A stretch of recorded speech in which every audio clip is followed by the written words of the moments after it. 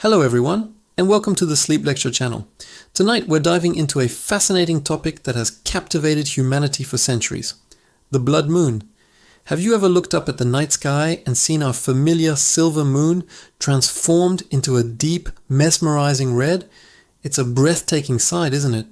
But what exactly is a blood moon, and what does it have to do with our sleep?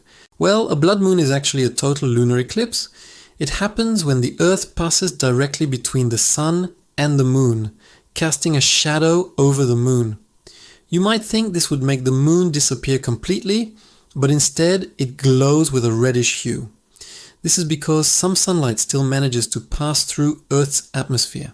Our atmosphere filters out most of the blue light, allowing the red and orange light to bend and reach the moon's surface, painting it in these incredible colors. It's the same reason why sunrises and sunsets look so fiery and beautiful. Throughout history, blood moons have been surrounded by myths, legends, and superstitions. Many ancient cultures saw them as omens, sometimes of good fortune, other times of impending doom. From the Incas, who believed a celestial jaguar was attacking the moon, to ancient Mesopotamians who saw it as a sign of a divine attack on their king, these events stirred powerful emotions. Even today, the sight of a blood moon can feel a bit eerie, tapping into that primal part of our brains that's sensitive to sudden changes in our environment. But let's bring this back down to earth and talk about how it can affect us, specifically our sleep. The connection might not be what you think. It's not about some mystical energy, but rather about light and our biology. Our bodies run on an internal clock, known as the circadian rhythm. This clock is heavily influenced by light exposure. The bright light of day tells our brains to be awake and alert, while darkness signals that it's time to wind down and produce melatonin, the hormone that makes us sleepy. So, how does a lunar eclipse fit into this? A full moon, in general, is significantly brighter than other moon phases. Studies have shown that even this subtle increase in nighttime light can disrupt sleep patterns for some people. A study published in the journal Current Biology found that on nights with a full moon, participants took longer to fall asleep, slept for a shorter duration, and experienced less deep sleep. Their melatonin levels were also lower. It's thought that this could be an evolutionary holdover from our ancestors, who might have needed to be more vigilant during brightly lit nights to watch out for predators. During a blood moon, which is a total lunar eclipse, the opposite happens. The moon becomes much dimmer.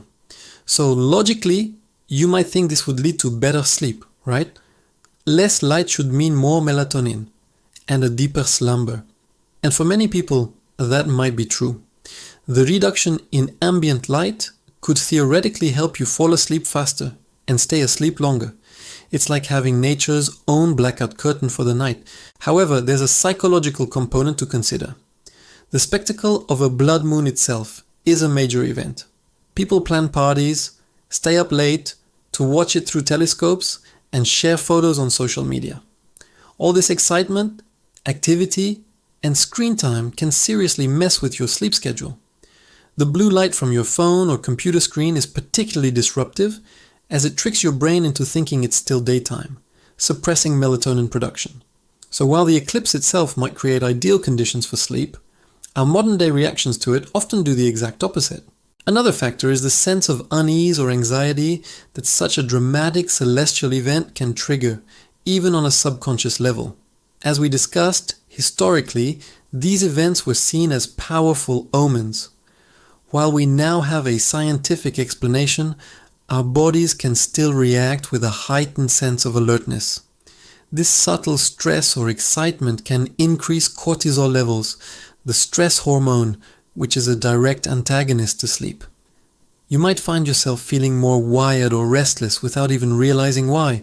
So, what can you do to ensure you get a good night's rest during the next blood moon, whether you plan to watch it or not? First, if you're going to stay up to see it, try to plan ahead. Maybe take a short nap earlier in the day to offset some of the lost sleep. When you do head back inside, give yourself at least an hour of screen-free time before bed. Instead of scrolling through photos, try reading a book under dim, warm light, doing some gentle stretches, or listening to a calming podcast. like this one. Create a sleep sanctuary in your bedroom. Make sure it's cool, dark, and quiet. If you're not watching the eclipse, use blackout curtains to block out any residual light and the general buzz from outside. Stick to your regular bedtime routine as much as possible. A warm bath, a cup of herbal tea like chamomile, and some light meditation can signal to your body that it's time to wind down, regardless of what's happening in the sky. If you find yourself lying awake, feeling restless, don't just toss and turn. This can create a stressful association with your bed. Instead, get up for a little while and do something relaxing in another dimly lit room.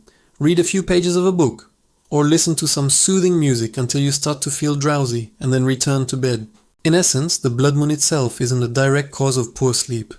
It's our reaction to it that matters most. The excitement, the late nights, the screen time, and the subtle psychological impact are the real culprits. By being mindful of these factors and taking proactive steps to protect your sleep hygiene, you can enjoy the celestial show without paying for it with a groggy morning after. It's a beautiful reminder of how interconnected we are with the universe, from the grand cosmic dances of planets and moons to the delicate biological rhythms within our own bodies. Understanding these connections allows us to navigate them with more wisdom and care. So the next time you see the moon blushing red in the night sky, you'll not only appreciate its beauty, but also know exactly how to ensure it doesn't interrupt your precious rest. Thank you for joining me on the Sleep Lecture channel tonight. I hope you found this exploration of the blood moon and its effects on our sleep both interesting and helpful. Sweet dreams! And don't forget to look up at the sky every once in a while. Make sure to subscribe for more deep dives into the world of sleep. Good night.